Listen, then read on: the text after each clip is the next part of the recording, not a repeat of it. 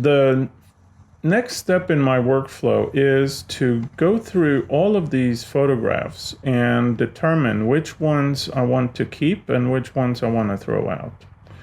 In order to do that, I start with the first picture and I take a close look at it, look at a couple of things here. One is sharpness. If the photograph is not sharp, then it needs to be thrown out.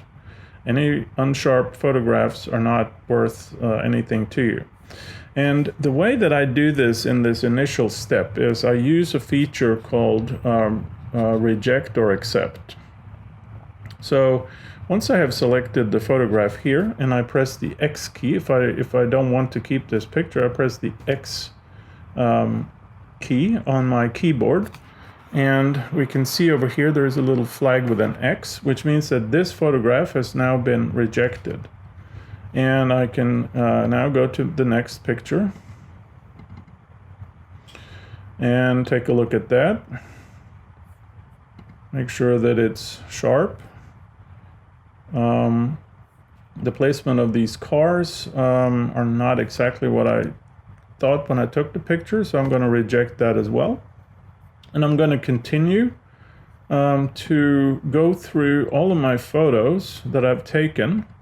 In this particular case, I have 162 photos. One thing about, again, photography is make sure that you take a lot of pictures so that you have a lot to work with once you're back in your studio or office. So while I go through this, I'm going to now determine which photographs that I want to keep, which photographs I want to reject.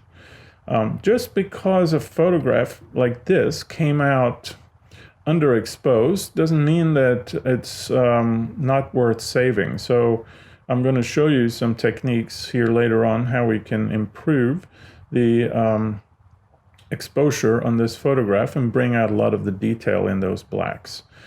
Now that I have decided which photographs I want to keep, I can see here that the rejected photos have been dimmed, and so I can just scroll through. This process takes quite some time because once you delete these pictures, they will be gone. So make sure that you don't throw out something that might be a great picture after all.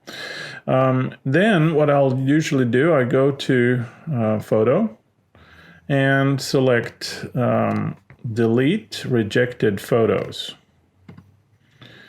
And that's going to delete them from my camera roll.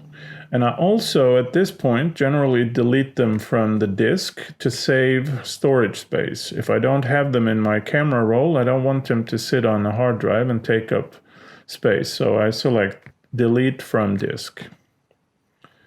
And now the photographs are deleted from the disk, and I have reduced my roll from 163 to 48 pictures in my first sorting.